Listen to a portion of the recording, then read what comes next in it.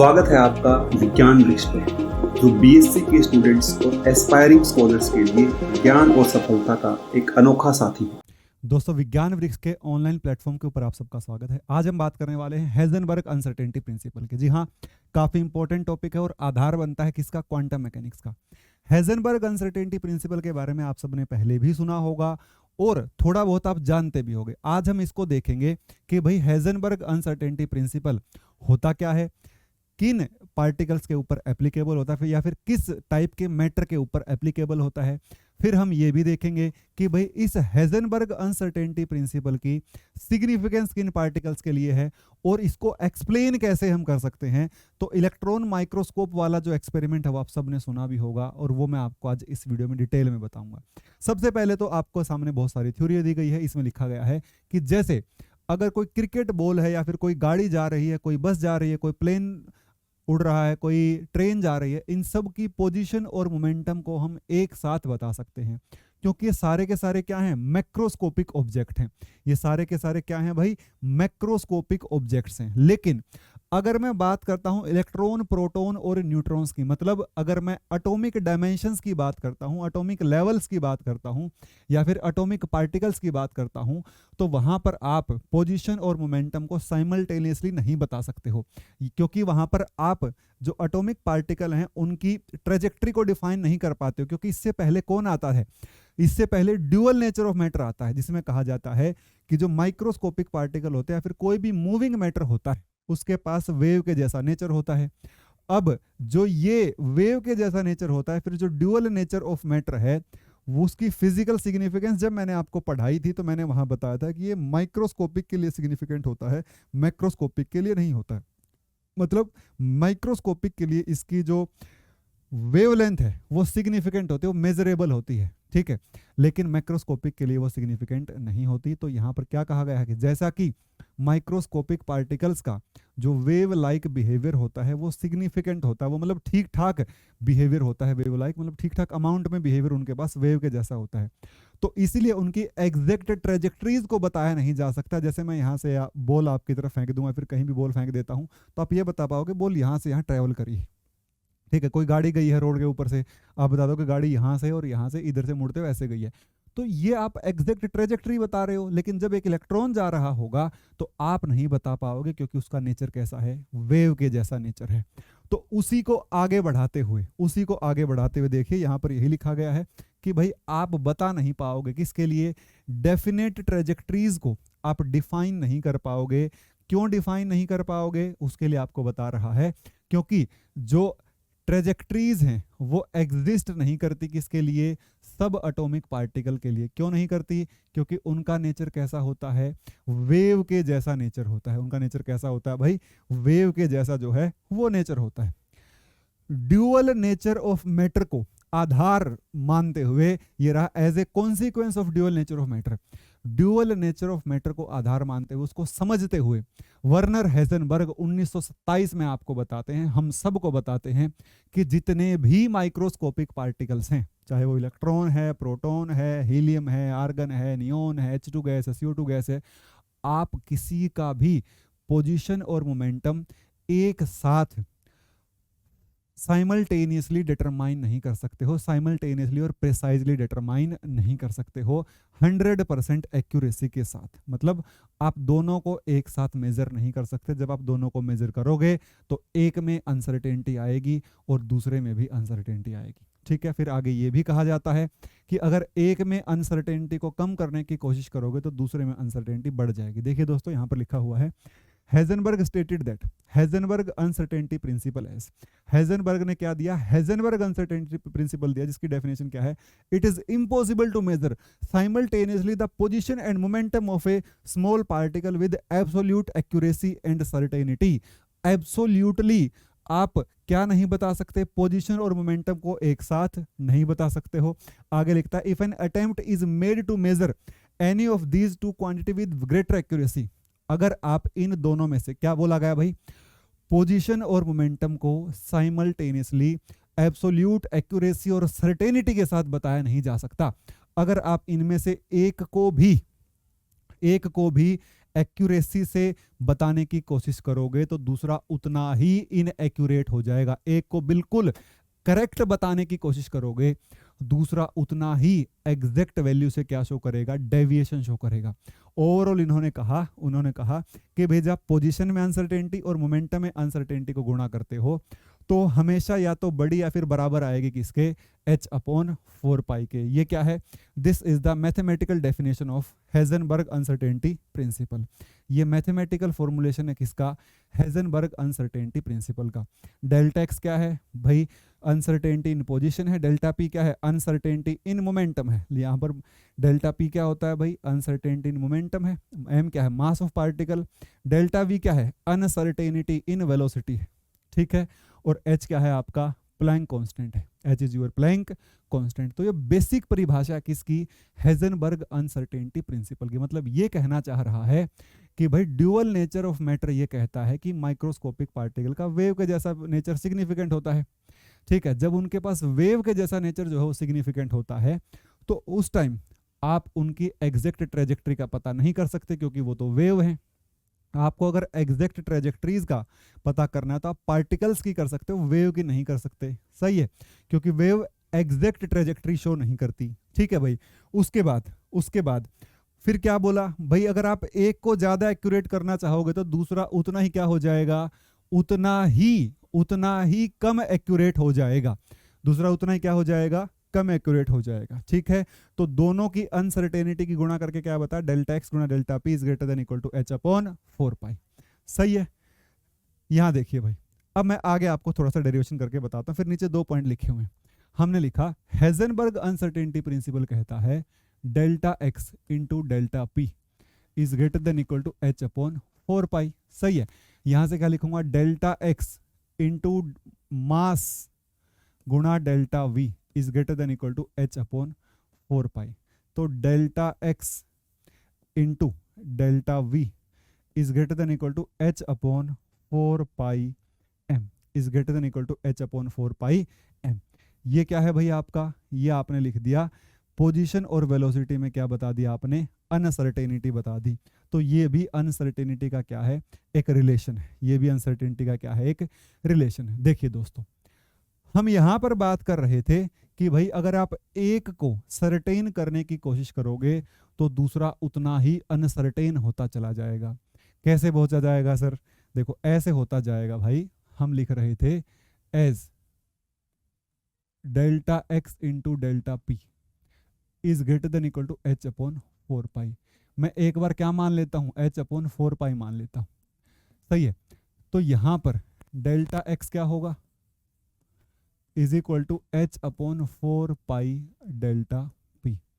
If delta P tends to 0, अगर मैं momentum में अनसर्टेनिटी को 0 करवा दूं तो डेल्टा एक्स क्या हो जाएगा, delta x tends to infinity. Delta x कहाँ चला जाएगा, क्योंकि समथिंग ओवर 0 क्या बन जाएगा, इन्फिनिटी। मतलब एक को जितना एक्यूरेट बनाने की कोशिश करोगे दूसरा उतना ही इनएक्यूरेट होता चला जाएगा, बताया जा रहा है। अगर मैं यहां लिखता और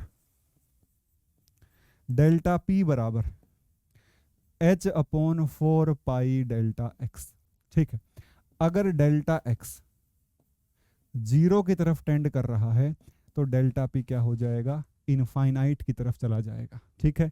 ऐसा ही केस किस में होगा, ऐसा ही केस पोजीशन और वेलोसिटी में जो अनसर्टेनिटी का प्रोडक्ट होगा उसमें भी होगा। मतलब ये कहना चाहता है कि जब आप पोजीशन और मोमेंटम की गुणा कर दोगे तो उनमें जो अनसर्टेनिटी आएगी वो h/4 के बराबर तो आएगी ही आएगी, इतनी तो हमेशा रहेगी, ठीक है। लेकिन इससे ज्यादा भी रहेगी, इससे ज्यादा भी रह सकती है। मतलब मिनिमम अनसर्टेनिटी h/4 रहने ही वाली है, बाकी इससे ज्यादा ही रहने के चांसेस होते हैं। ये तो क्या है, मिनिमम अनसर्टेनिटी है, किसमें, product of position and momentum uncertainties के बीच में, सही है। हमने यहाँ पर क्या लिखा, ग्रेटर देन इक्वल टू का साइन लगाया, मतलब मिनिमम तो बराबर होगी या फिर क्या होगी, इससे बड़ी ही होगी। उसके बाद हेजनबर्ग अनसर्टेनिटी प्रिंसिपल तब एप्लीकेबल होता है जब आप पोजीशन भी किस डायरेक्शन में मेजर कर रहे हो उसी में और मोमेंटम भी उसी डायरेक्शन की बात कर रहे हो। मतलब अगर एक्स एक्सिस पर बात चल रही है तो पोजीशन भी आपको एक्स एक्सिस पर ही मेजर करनी है, मोमेंटम भी आपको एक्स के ऊपर ही मेजर करना है। अगर वाई में पार्टिकल मोशन में है तो आपको मोमेंटम भी वाई में ही निकालना है और पोजीशन भी आपको वाई में ही निकालनी है। सही है। उसके बाद हेजनबर्ग अनसर्टेनिटी प्रिंसिपल जो है ना, वो इंस्ट्रूमेंट में कमी की वजह से अनसर्टेनिटी नहीं बताता, वो आपको यूनिवर्सल अनसर्टेनिटी के बारे में बता रहा है कि इतनी अनसर्टेनिटी तो आनी ही आनी है, चाहे आप कितना ही परफेक्ट इंस्ट्रूमेंट यूज कर लीजिएगा। कोई भी चीज मेजर करते हो, जैसे मैं मोमेंटम या पोजीशन मेजर कर रहा हूं, तो आप कितना ही बेहतर इंस्ट्रूमेंट बना लीजिए दुनिया में, आप कितना ही गजब का इंस्ट्रूमेंट बना लीजिए, तब भी आप क्या नहीं बता पाओगे, तब भी आप जो अनसर्टेनिटी की गुणा है वो आप उसको इससे छोटा नहीं कर पाओगे। हमेशा इतनी अनसर्टेनिटी तो आएगी ही आएगी। ऐसी दो बातें नीचे लिखी भी हुई हैं, आपको दिख जाएंगी, देखिए जरा।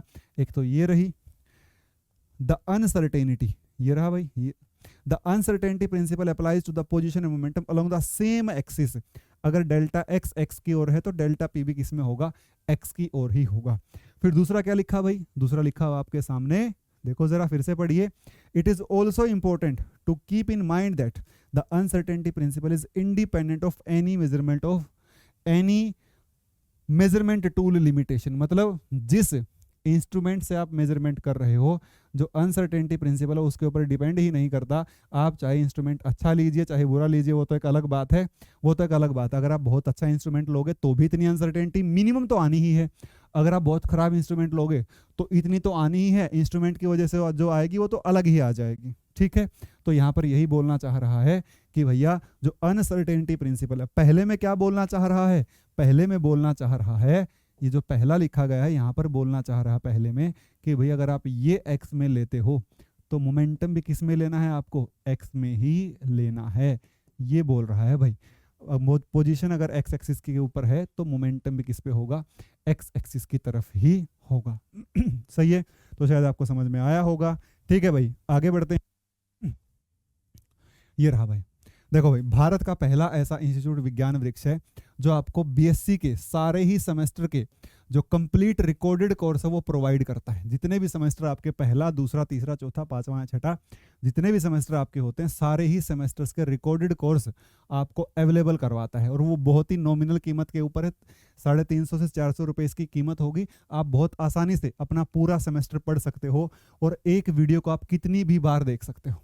ठीक है, तो ऐसा काम करने वाला विज्ञान वृक्ष भारत का पहला इंस्टीट्यूट है। और आप भारत में किसी भी स्टेट हो, आप चाहे हरियाणा, पंजाब, गुजरात, महाराष्ट्र कहीं से भी पढ़ रहे हो, आपके सेमेस्टर का जो कोर्स है वो हमारी ऐप के ऊपर अवेलेबल होगा, जिसका नाम है विज्ञान वृक्ष। ठीक है, उसके बाद अगर आप CUET PG की प्रिपरेशन करना चाहते हैं, मतलब अगर आप MSc करने के इच्छुक हैं, तो मास्टर्स करने के लिए भी विज्ञान वृक्ष के ऊपर CUET PG का जो कोर्स है वो अवेलेबल है, जिसके थ्रू आपको क्या मिलता है, सेंट्रल यूनिवर्सिटीज से MSc करने का मौका आपको मिलता है। ठीक है, अगर आप और बेहतर जगह से MSc करना चाहते हैं, अपना करियर और अच्छा बनाना चाहते हैं, तो आपको IIT JAM का भी जो कोर्स है वो भी विज्ञान वृक्ष के ऊपर देखने को मिल जाएगा। IIT JAM का जो पेपर होता है वो IIT से MSc करने के लिए अलग से एंट्रेंस एग्जाम होता है। मतलब सर CUET PG के थ्रू आप IIT में एडमिशन नहीं ले सकते हो MSc के लिए। CUET PG के क्लियर होने के बाद आपको केवल और केवल सेंट्रल यूनिवर्सिटीज़ में ही एडमिशन मिलता है। ठीक है, लेकिन IIT JAM के थ्रू आपको IIT में जाने का मौका मिलता है। आपका IIT में जाने का जो सपना है, जो 12वीं क्लास के बाद रह गया था, वो आपका पूरा हो जाता है अगर आप IIT JAM की प्रिपरेशन बहुत अच्छे से करते हो। तो IIT JAM की प्रिपरेशन अगर आपको करनी है तो आपको क्या करना होगा, आपको जो तैयारी है वो तीसरे या चौथे सेमेस्टर से ही स्टार्ट कर देनी होगी, 3rd या 4th सेमेस्टर से ही शुरू करनी होगी IIT JAM की प्रिपरेशन अगर आप करना चाहते हैं तो। ठीक है, क्योंकि IIT JAM का जो लेवल है वो CUET PG से थोड़ा सा ज़्यादा ही रहता है। ठीक है, अब मैं यहाँ बात करता हूँ, अगर आप MSc कर रहे हो और ये वीडियो देख रहे हो, क्योंकि अनसर्टेनिटी प्रिंसिपल तो MSc में भी आता है। ठीक है, तो IIT गेट की तैयारी करने वाले बच्चों के लिए भी हमारे पास जो कोर्स है वो अवेलेबल है। CSIR नेट की तैयारी करने वालों के लिए भी हमारे पास कोर्स अवेलेबल है। तो सबसे इंपॉर्टेंट जो पेपर है वो आपका IIT JAM और IIT गेट है और CSIR नेट है, क्योंकि आपको जॉब की तरफ सीधा लेकर जाते हैं। IIT JAM की तैयारी अच्छे से करते हो तो आप IIT गेट की तैयारी बहुत बेहतर तरीके से कर पाओगे, जिसके थ्रू आपको ऑफिसर लेवल की जॉब मिलती है पब्लिक सेक्टर यूनिट PSUs के अंदर। आपको IIT से फिर MTech करने का मौका मिलता है, शायद BTech आप नहीं कर पाए होगे। उसके बाद आपको PhD के दौरान फेलोशिप भी अवार्ड की जाती है, नियर अबाउट 35,000 पर मंथ। उसके बाद अगर आप CSIR नेट की प्रिपरेशन करना चाहते हैं, जिसके क्वालिफाई होने के बाद आप भारत में असिस्टेंट प्रोफेसर के लिए एलिजिबल हो जाएंगे, तो उसका भी कोर्स हमारे पास अवेलेबल है। और इन सारे ही कोर्सेज की डेमो वीडियो आपको विज्ञान वृक्ष ऐप के फ्री कंटेंट वाले सेक्शन के अंदर मिल जाएगा, आप वहां जाकर डेमो वीडियो जरूर देख सकते हैं। ठीक है, तो दोस्तों अब हम बढ़ते हैं आगे हमारे टॉपिक की तरफ। देखिए, हाँ जी, तो यहाँ पर क्या बताया गया है भाई, यहाँ पर आपको बताया गया है हेजनबर्ग अनसर्टेनिटी प्रिंसिपल को एक्सप्लेन करने की कोशिश की गई है कि भाई अगर मैं किसी माइक्रोस्कोपिक पार्टिकल की पोजीशन को मेजर भी करना चाहूं तो भी अनसर्टेनिटी क्यों आएगी, इसकी बात मैं यहाँ पर आपको बताने वाला हूँ। देखिए दोस्तों, यहाँ पर एक एक्सपेरिमेंटल सेटअप दिया गया है। हम क्या कर रहे हैं, मान लेते हैं कि भाई इलेक्ट्रॉन इस सर्कुलर पाथ में मूव कर रहा है, इस पूरे में यही लिखा गया है। ठीक है, मान लीजिए इलेक्ट्रॉन जो है वो इस सर्कुलर पाथ में मूव कर रहा है, हमने यहाँ से क्या डाला, हमने यहाँ से एक फोटोन इंसिडेंट करवाया ताकि ये फोटोन इस इलेक्ट्रॉन से टकरा जाए। ठीक है, जब ये फोटोन इस इलेक्ट्रॉन से टकरा जाएगा तो जहां पर भी टकराएगा वही पोजीशन हो जाएगी इलेक्ट्रॉन की। पर सर आप तो कह रहे थे कि सर पोजीशन बता ही नहीं सकते। भाई आगे सुनिए, अभी यही नहीं, अभी और सुनिए। देखिए, जैसे ही वहां से फोटोन आपने इंसिडेंट करवा दिया, ठीक है, उसके बाद क्या होगा, ये फोटोन जब भी इलेक्ट्रॉन से टकराएगा तो हमें इलेक्ट्रॉन की पोजीशन का एक्यूरेटली पता लग जाएगा, बिल्कुल पता लग जाएगा भाई, है ना। तो उसके बाद क्योंकि ये जो फोटोन यहाँ टकराएगा, इसके बाद ये कहाँ जाएगा, माइक्रोस्कोप में जाएगा, और माइक्रोस्कोप में देख के हम क्या बता पाएंगे, इसकी पोजीशन बता पाएंगे।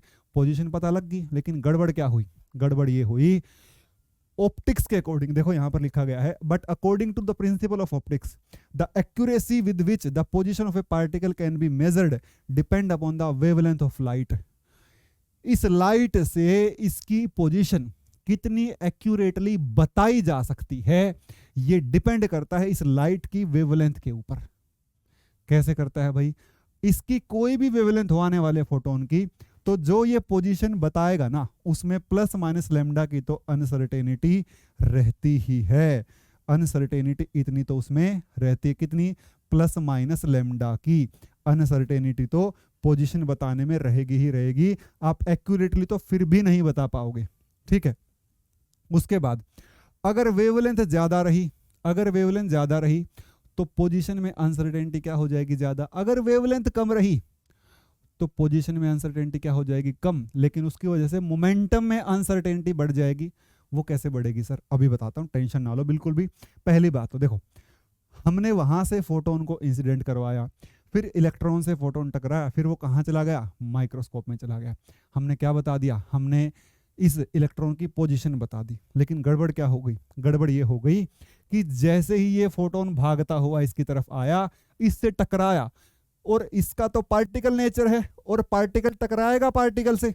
जैसे ही पार्टिकल इस पार्टिकल से टकराएगा, ये इलेक्ट्रॉन अपना पाथ छोड़ के नया पाथ ऑब्टेन कर लेगा। मतलब जिस पाथ में, जिस सर्कल में पहले घूम रहा था, अब वो सर्कल में नहीं घूमेगा।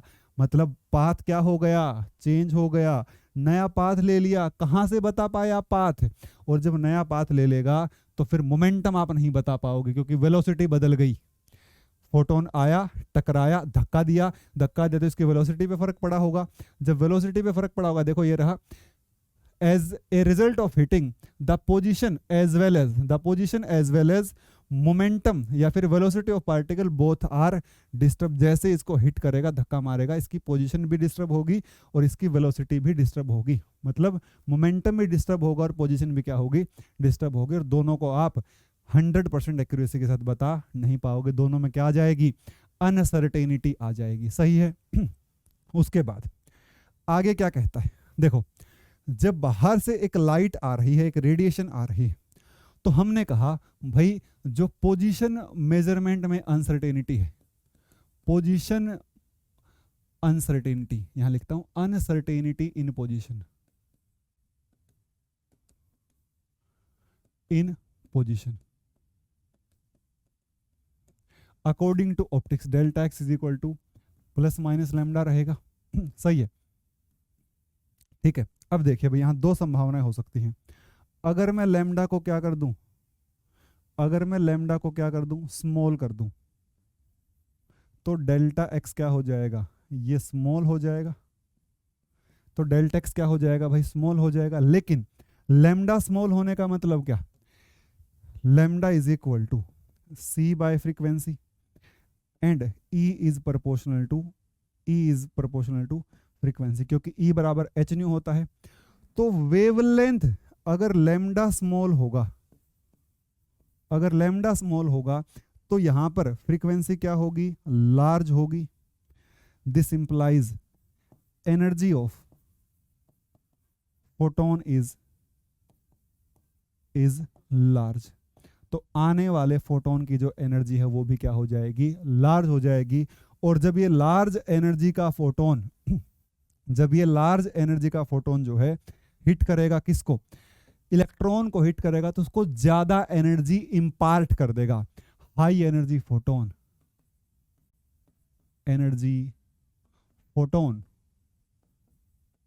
इंपार्ट या फिर give more energy to electron, that is it increase the velocity of electron, that is delta V increases, and hence delta P increases। सही है भाई। अगर उल्टा करोगे, अगर लैम्डा को स्मॉल करोगे, अगर लैम्डा को लार्ज करोगे, if lambda is large then delta x is large and delta P is small।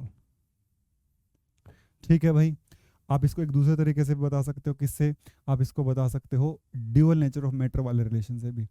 हम क्या कहते हैं वहां पर, हम कहते हैं, देखो यहां पर क्या बताया गया भाई, अगर जो ये फोटोन है इसकी वेवलेंथ बड़ी होगी तो आप पोजीशन को एक्यूरेटली नहीं बता पाओगे, क्योंकि जो अनसर्टेनिटी है ना वो प्लस माइनस लैम्डा रहेगी। अगर लैम्डा बड़ा लिया तो पोजीशन में अनसर्टेनिटी बढ़ जाएगी, अगर लैम्डा छोटा लिया तो पोजीशन की तो अनसर्टेनिटी कम होगी लेकिन मोमेंटम की अनसर्टेनिटी बढ़ जाएगी। सही है।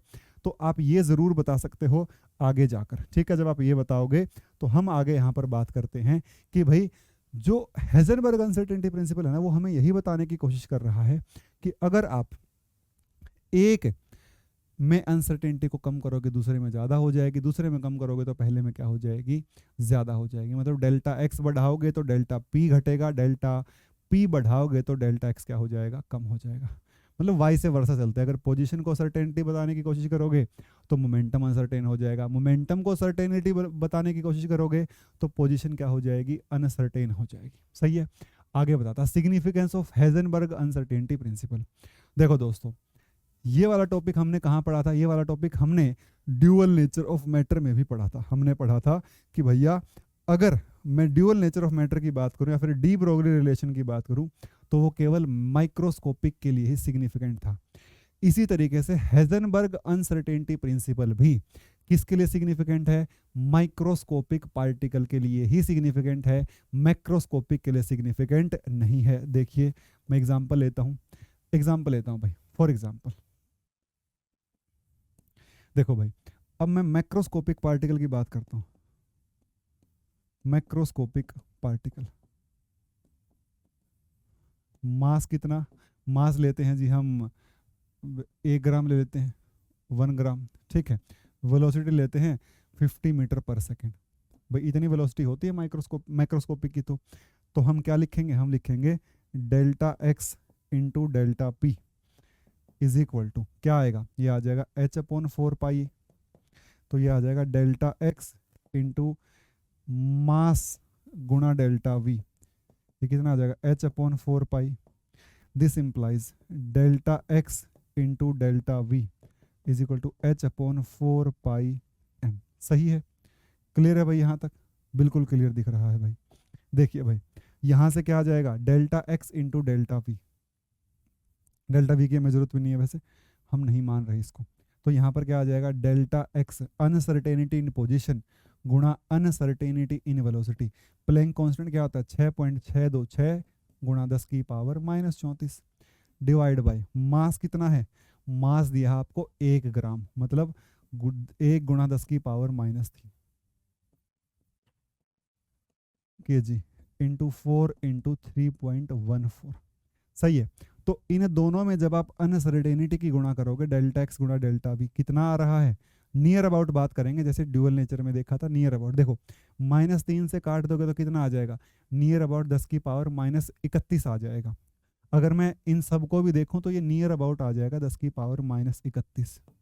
ठीक है, तो ये क्या आ जाएगा भाई, देखो 10 की पावर -31 की अनसर्टेनिटी है पोजीशन गुणा वेलोसिटी में, मतलब इतनी कम अनसर्टेनिटी है। तो ये क्या है, ये कोई भी, ये इनसिग्निफिकेंट वैल्यू है, दिस इज इनसिग्निफिकेंट वैल्यू। ये जो वैल्यू लिखी गई है दिस इज नॉट सिग्निफिकेंट, ये जो वैल्यू है ये वेरी स्मॉल है, this is very very small, very very small, not significant, और सिग्निफिकेंट भी नहीं है। सही है भाई, सही है। मतलब जब मैक्रोस्कोपिक पार्टिकल के लिए uncertainty of position and velocity देखा गया तो वो कोई सिग्निफिकेंट वैल्यू नहीं आई, वो क्या आई, वो बहुत छोटी वैल्यू आई है। सही है। अब हम बात करते हैं माइक्रोस्कोपिक पार्टिकल के लिए, जैसे इलेक्ट्रॉन के लिए बात कर लेते हैं, है ना। अब किसी माइक्रोस्कोपिक पार्टिकल की चर्चा करते हैं, उसमें अनसर्टेनिटी कितनी आती है, देखो जरा। माइक्रोस्कोपिक पार्टिकल, एग्जांपल लेते हैं फिर से, किसका, माइक्रोस्कोपिक पार्टिकल का एग्जांपल ले लेते हैं, बड़ा आसान है। जैसे क्या, इलेक्ट्रॉन, मास कितना होता है 9.1 गुणा 10 की पावर -31 किलो, यही होता है एक इलेक्ट्रॉन का मास। बिल्कुल सही है। तो मुझे पता है delta x into delta we h/4πm, तो delta x into delta we 6.626 गुणा 10 की पावर -34 डिवाइड बाय 4 इंटू 3.14, 9.1 गुणा 10 की पावर -31। तो देखना भैया कितना आ रहा है, नियर अबाउट। अब ये ऊपर जाएगा 10 की पावर -3 बनेगा। ठीक है, तो मैं अगर नियर अबाउट लिखूं तो delta x into delta v near about equal to 10 की पावर -4। सही है भाई, बिल्कुल सही है। तो अगर मैं यहां पर कहूं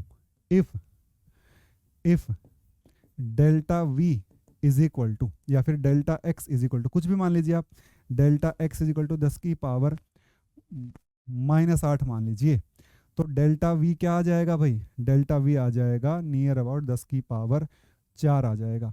और ये क्या है भाई, ये क्या है, दिस इज सिग्निफिकेंट, क्योंकि 10 की पावर 4 में आ गया है। तो ये क्या है भाई, दिस इज सिग्निफिकेंट। ये तो भैया क्या है, सिग्निफिकेंट है, क्योंकि इतनी बड़ी वैल्यू है भाई। एक में कम आ गई, दूसरी में तो ज्यादा आ गई ना। एक में कम आ गई, मान लीजिए एक में 10 की पावर -8 आ गया, 10 की पावर -8 मीटर आ गया, तो वेलोसिटी में तो बहुत बड़ी वैल्यू आ गई। समझ में आया। तो माइक्रोस्कोपिक पार्टिकल के लिए जो हेजनबर्ग अनसर्टेनिटी प्रिंसिपल वो सिग्निफिकेंट होता है, मैक्रोस्कोपिक के लिए सिग्निफिकेंट नहीं होता। यहां पर लिखा गया Heisenberg uncertainty principal hold good for all object but it is significant only for, significance only for microscopic particle. केवल और केवल माइक्रोस्कोपिक पार्टिकल्स के लिए ही क्या होता है, सिग्निफिकेंट होता है। क्यों, देखो पीछे जो हमने एक्सप्लेनेशन देखी हेजनबर्ग की, या फिर हमने हेजनबर्ग को एज ए एक्सपेरिमेंट देखना चाहा, प्रूव करना चाहा, हमने वहां पे क्या बोला, हमने वहां पे बोला कि भैया यहाँ पर एक इलेक्ट्रॉन घूम रहा होगा एक ट्रेजेक्ट्री में, ठीक है, यहाँ से फोटोन इंसिडेंट करवाया, फिर इसको कहाँ पर देख लिया, इसको एक माइक्रोस्कोप में देख लिया। इसको किस में देख लिया भाई, इसको एक माइक्रोस्कोप में हमने देख लिया। ठीक है, तो हमने क्या कहा भाई, जब एक आने वाले जो फोटोन है उसकी कुछ ना कुछ वेवलेंथ होगी। अब ये जो फोटोन है इलेक्ट्रॉन को तो हिला पाएगा, इलेक्ट्रॉन को तो अपनी जगह से खिसका देगा। लेकिन अगर मैं कहूं कि भाई यहाँ पर 1 किलो की बॉल रखी हुई है, 1 केजी की बॉल रखी हुई है, तो क्या आप 1 केजी की बॉल को लाइट डालने से हिला पाओगे? मतलब एक बॉल ट्रेवल कर रही है, मतलब कमरे में कोई बच्चा बॉल से खेल रहा है और आपने उसके ऊपर टॉर्च मार दी, टॉर्च मारने से बॉल थोड़ी ना आगे भाग जाएगी, बॉल की ट्रेजेक्टरी थोड़ी ना बदलेगी, क्योंकि बॉल का मास जो है वो बहुत ज्यादा है। ठीक है, तो जो लाइट है या फिर जो फोटोन है उसकी ट्रेजेक्टरी को नहीं बदल पाएगा। जब वो नहीं बदल पाएगा तो उसकी पोजीशन पता लग जाएगी एक्यूरेटली, और मोमेंटम भी पता लग जाएगा, क्योंकि एग्जैक्ट ट्रेजेक्टरी हमें क्या है उसकी पता है। यही बोलना चाहता है यहाँ पर। ये देखिए, यहाँ देखिए, because the energy of photon is insufficient to change the position and velocity of bigger bodies. जो फोटोन की जो एनर्जी होती है या फिर वेलोसिटी होती है, वो बड़े साइज के पार्टिकल की पोजीशन बदलने में सक्षम नहीं होती।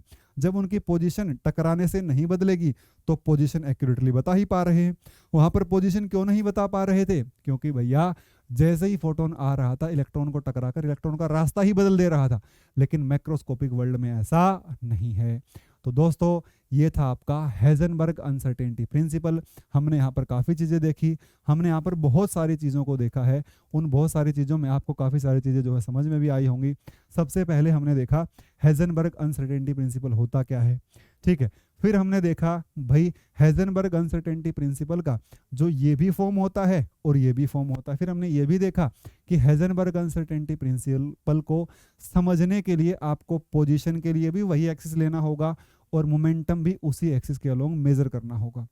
फिर आपको ये भी पता चला कि भाई जो हेजनबर्ग अनसर्टेनिटी प्रिंसिपल है ना, वो इंस्ट्रूमेंटेशन पे डिपेंड नहीं करता। इंस्ट्रूमेंट चाहे आप कोई भी ले लीजिए, बहुत अच्छा बहुत बेकार, लेकिन इतनी अनसर्टेनिटी तो नेचुरली रहेगी ही रहेगी, ठीक है। फिर हमने थोड़ा सा और आगे देखा, फिर हमने देखा explanation of Heisenberg uncertainty principal. फिर हमने यहाँ पर थोड़ा सा एक्सप्लेन करने की, समझने की कोशिश करी किसको, हेजनबर्ग अनसर्टेनिटी प्रिंसिपल को, ठीक है दोस्तों। तो इसी के साथ मैं इस क्लास को एंड करता हूं। मिलते हैं आपसे दोस्तों आपके अगले टॉपिक के अंदर, जिसका नाम है वो मैं आपको अगली क्लास में बताऊंगा, अभी नहीं बताऊंगा। आप हमारी अगली वीडियोस को जरूर देखिएगा, आपको बहुत बहुत बेनिफिट हो रहा होगा इन वीडियो से। Thank you so much.